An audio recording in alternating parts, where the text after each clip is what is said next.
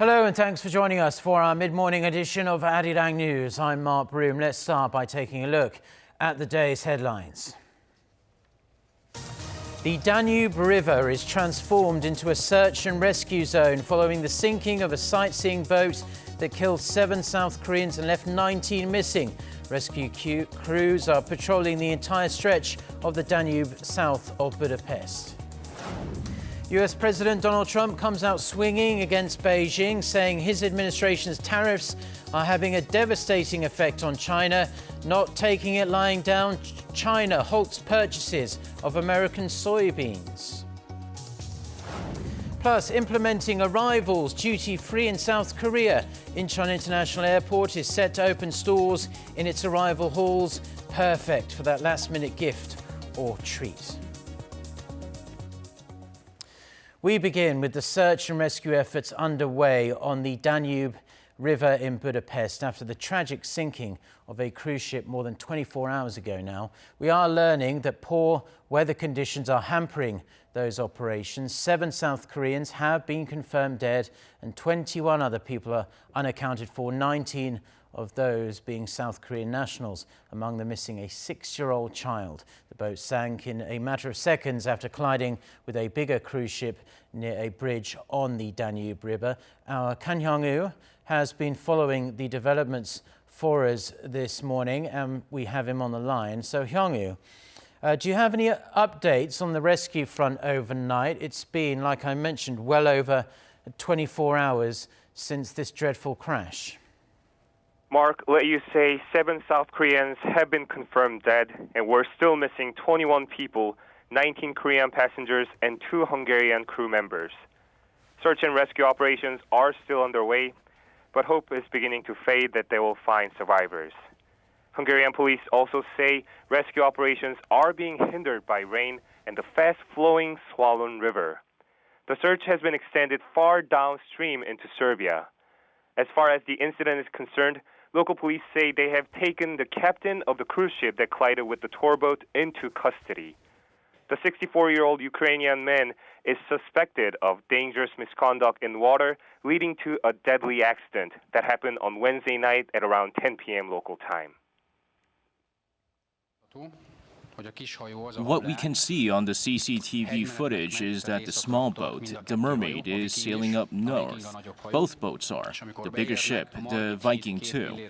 When they reach the pillars of the Margaret Bridge, then the Mermaid boat turns in front of the Viking for some reason. And as the Viking touched the Mermaid, it got turned to the side, and within about 7 seconds after it turned to its side, it sank. It is visible how it turned when it got under the pillar. Local police say a pontoon bridge is being built, but they have to figure out how damaged the boat is for us to know when the wreck will be lifted, adding the lifting itself could take days.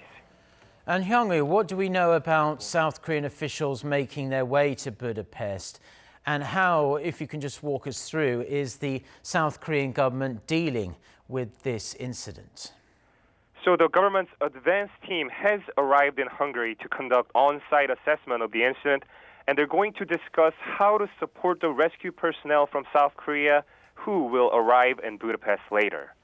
South Korea's Foreign Minister Kang Kyung-wha has taken off with officials, and she is expected to arrive in Budapest at around 8 a.m. on Friday morning local time, which is about 5 hours from now. Before Kang left Incheon International Airport, she sat down with the Hungarian ambassador to South Korea. Families are likely to observe the situation under difficult circumstances at the accident site. I would appreciate the Hungarian government's consideration and support to the families. South Korea has been our good ally and partner for 30 years, and a lot of Korean tourists have been visiting Budapest. I am personally and terribly sorry that it happened. So, in addition to the minister and officials, a rescue team from Seoul has also been dispatched to help with rescue efforts. It includes experienced deep-sea divers who took part in efforts to find and rescue survivors when the Seoul ferry capsized in South Korea some 5 years ago. Seoul's foreign ministry says 2 of the 7 people who died have been identified, and it's planning to dispatch fingerprint examiners for further identification. Over at the Blue House, President Moon Jae-in emphasized the importance of handling the deadly accident in a speedy manner. 실종자에 대한 구조와 수색 작업이 신속히 이루어질 수 있도록 가용할 수 있는 외교 채널을 총동원해서 헝가리 당국과 협력해 주시기 바랍니다. Calling for full-scale cooperation with local authorities in the search operations as well as the repatriation of those who died. The South Korean president on Thursday phoned Hungarian Prime Minister Viktor Orban. Orban said his country will fully back such efforts. That's all from me now, but I'll keep you updated throughout the day. Okay, Hyung-woo, thank you for that report. Now, shifting our focus to the families of the victims who are heading to Budapest.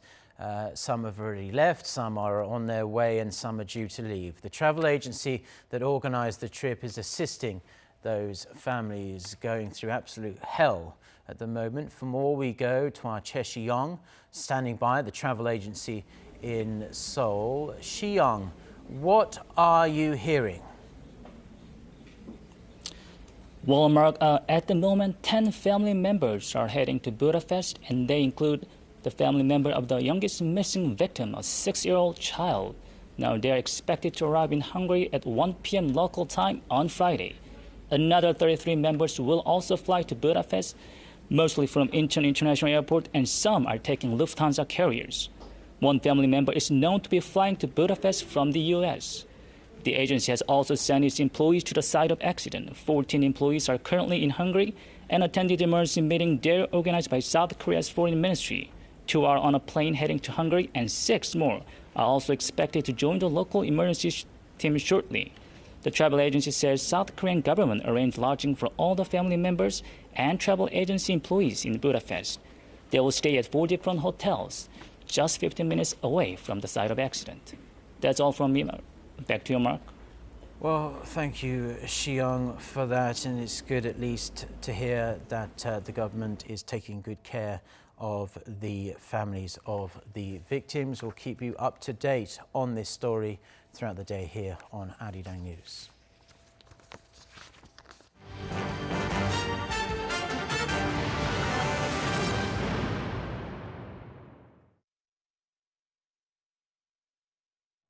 Now, in other news, we have some news just coming into us. The Bank of Korea has kept its benchmark interest rate unchanged at 1.75% for May. The BOK has opted to stand pat again after raising its key rate by 1/4 of a percentage point for the first time in November 2017. We'll have more details during our next newscast at noon, Korea time. South Korea's industrial output rose 0.7% last month thanks to increased production of semiconductors and petroleum and stronger activity in the service sector. According to Statistics Korea on Friday, industrial output has now risen for 2 months in a row. Semiconductor production jumped 6.5% in April from a month earlier, while production in the service sector edged up 0.3%. Sales growth in machinery also led to a 4.6% spike in facility investment. Retail sales dropped 1.2% because of fewer sales of home appliances and computers. Now, for those who love taking advantage of some duty-free shopping at the airport, South Korea's largest airport is opening duty-free stores in arrival zones on this Friday, removing the hassle of having to travel with items purchased before departure. I'm sure all of us are well aware of how annoying that can be sometimes. Oh Seong reports. Starting on Friday at 2 p.m. Korea time, you can buy duty-free as soon as you land at South Korea's main airport, not just last minute before you leave the country. Incheon International Airport is opening 3 duty-free stores near the baggage claim, 2 in Terminal 1 and the other inside Terminal 2. Operated by SM Duty Free and NTAS Duty Free, the stores will sell products from 10 categories, including cosmetics, perfume and liquor. Excluded items include tobacco products, although e-cigarette devices will be on sale. Fruit and other agricultural goods also won't be on the shelves. There is also a cap on purchases, a limit of $600 for both Koreans and foreigners. For Koreans travelling abroad, however, that's the maximum tax exemption they can get on total purchases made at duty-free stores, at arrivals, departures, as well as in-flight stores and shops overseas. Tax waivers will be applied on Korean-made products first. Local shoppers can spend an extra $3,000 in duty-free stores or overseas, which will be subject to duties. Before leaving the security area, locals must report their purchases if they exceed their duty-free limit, and pay a 30% tax on the goods with up to $125 deducted. If unreported, a duty of 40% will be applied upon discovery. Special duty-free products, which include liquor, perfume and cigarettes, will not have taxes applied, regardless of the amount of other goods purchased. Despite the convenience the stores are expected to bring to travellers, there are some concerns the stores could clog up the baggage claim area and pose security hazards. Incheon International Airport has said it will add more personnel to the shopping zones to regulate human traffic and place more CCTV cameras and personnel to prevent security lapses. Osu-young, Arirang News.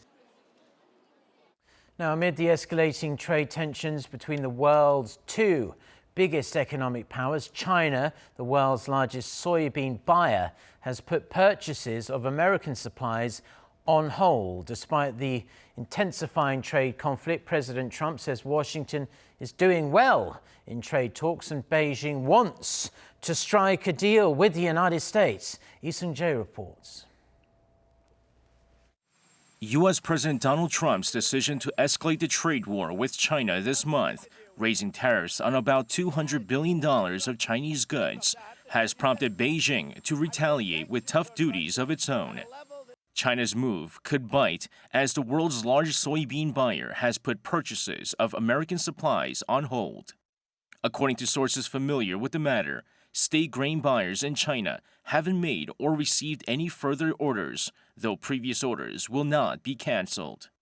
According to data from the U.S. Department of Agriculture, China bought about 13 million tons of American soybeans after the two sides agreed to a truce in December, a move that showed goodwill toward getting the trade dispute resolved.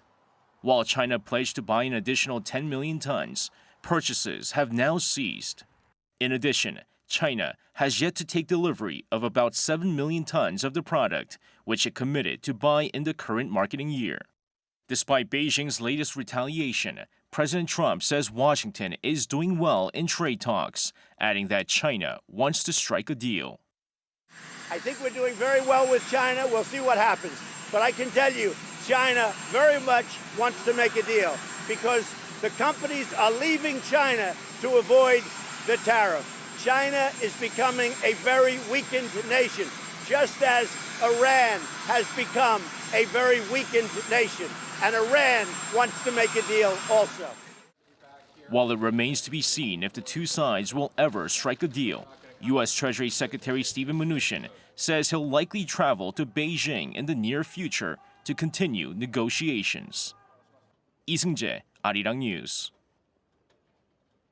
Now, the foreign and defense ministers of Russia and Japan met in Tokyo on Thursday to discuss a range of issues, including the denuclearization of the Korean Peninsula. During the so-called 2+2 meeting, the top diplomats of the two sides agreed to push for denuclearization of North Korea. Russian Foreign Minister Sergei Lavrov said Moscow's position on the situation on the Korean Peninsula is very close to that of Japan.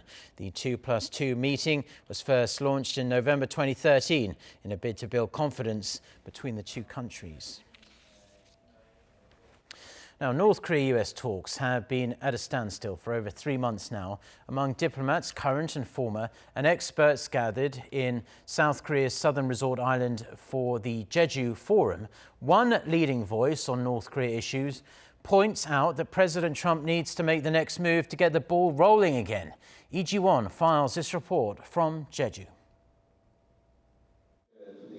Joel Witt, director of the North Korea monitoring website 38 North, says that U.S. President Trump should continue playing the summit card in order to keep the door to dialogue with Pyongyang open.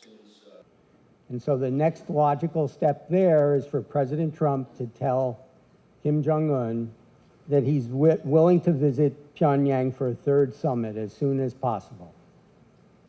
The remark came during this session, Issues and Prospect for Denuclearization of North Korea at the annual Jeju Forum on Thursday, with him stressing the need to make use of this hinge point in North Korea's denuclearization issue, which said that working-level officials will have to work out on the basics of the deal to avoid repeating misunderstandings or problems they had in Hanoi.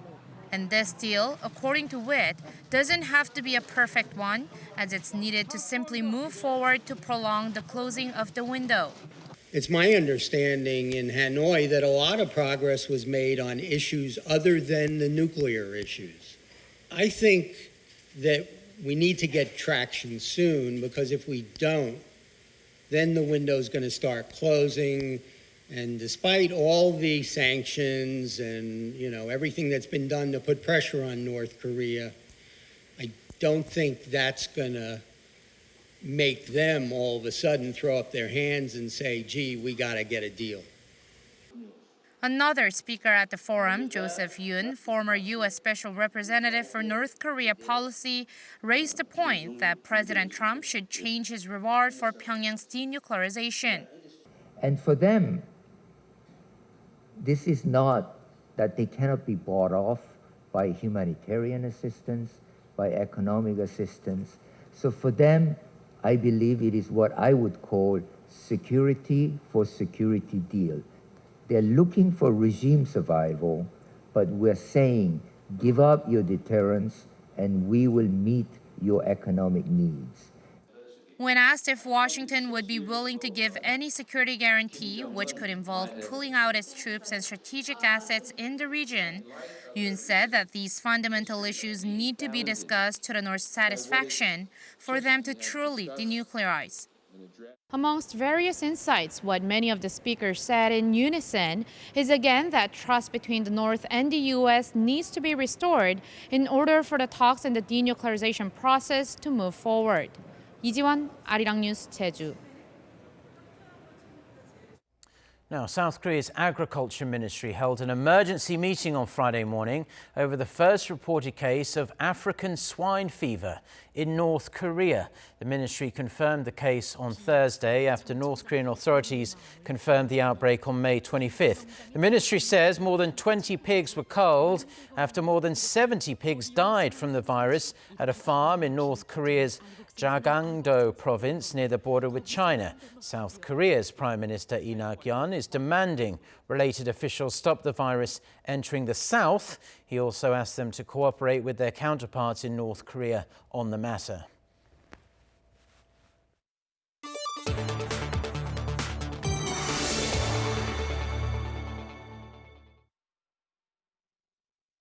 Now, US President Donald Trump has swiped back at Special Counsel Robert Mueller over the former FBI director after he made his first and last public statement about his marathon Russia probe. Trump labeled Mueller as conflicted and a true never-Trumper. For more on this, let's connect to our Hong Yu, and we'll get more world news from her as well. So fill us in on what President Trump had to say. Well, Mark, President Trump responded to Mueller's public statement for the first time on Thursday as he was leaving for a trip to Colorado. When reporters on the White House South Lawn asked him about Mueller's statement, Trump said there was no change from what was said in the report that had been handed over to Attorney General William Barr. It was, to me, the same as the report. And there's no obstruction. You see what we're saying. There's no obstruction, there's no collusion, there's no nothing. It's nothing but a witch hunt. This is a witch hunt by the media and the Democrats, their partners. However, Mueller never said there was no obstruction, instead saying he did not have the option of charging a sitting president with a crime. But if he had determined President Trump had not committed a crime, he would have said so. Since the statement, Democrats have been clamoring for Trump to be impeached. President Trump did little to hide his disgust. I don't see how they can, because they're possibly allowed, although I can't imagine the courts allowing it. I've never gone into it. I never thought that would even be possible to be using that word. To me, it's a dirty word, the word impeach. It's a dirty, filthy, disgusting word, and it had nothing to do with me. Asked if Mueller had behaved honorably, President Trump said Mueller was totally conflicted because of an alleged business dispute he claimed he had with Mueller, and because Mueller is a close friend of former FBI Director James Comey, whom Trump fired in 2017. A 6.6 magnitude earthquake struck the coast of El Salvador early Thursday, sending frightened residents fleeing out of their homes. Shortly after the quake, El Salvador's Ministry of Environment and Natural Resources warned of a possible tsunami and advised people to stay away from the coast for a few hours. Tremors knocked out power in some areas, but there have been no reports of damage or injuries. The quake was felt in the capital San Salvador and even in neighboring Guatemala. In an open letter to Britain's government communication headquarters, 47 signatories, including Apple and Google, have jointly urged the UK cybersecurity agency to abandon its plans to eavesdrop. This comes as intelligence officials at GCHQ proposed a way they believed law enforcement could access end-to-end encrypted communications without undermining the privacy, security, or confidence of other users, a practice known as ghost protocol. However, critics say it's impossible for the practice to be done without seriously breaching user security and trust. In 2015 and 2016, Apple, one of the signatories of the open letter, took a stand over data privacy in a widely publicized standoff with the FBI.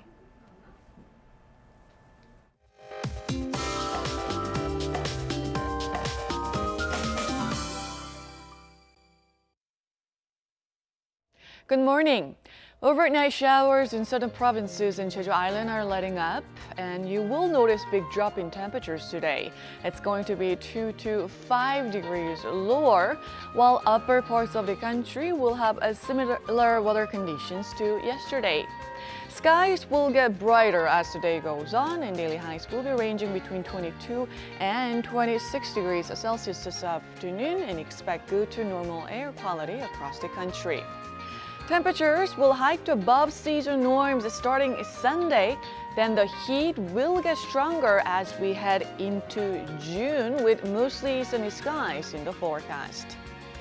Now over in Budapest, the scene of the tragic boat sinking. Rain has let up and winds are dying down, but the volume of water in the Danube River is high and the river's velocity remains fast, hampering the rescue operations in the water. But sunny and warm weather is in the forecast through the weekend for now. That's Korea for you, and here's the international weather for viewers around the world.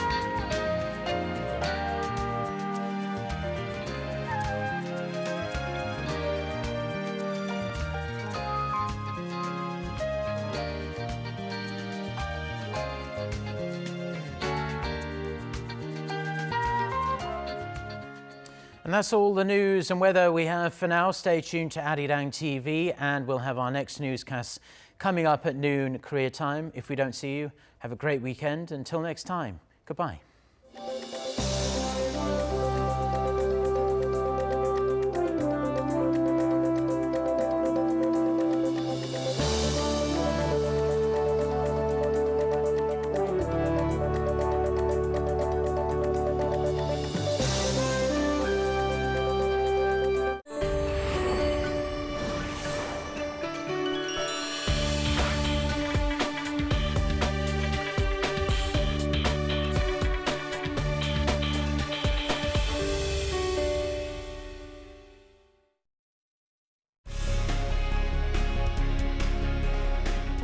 this door be?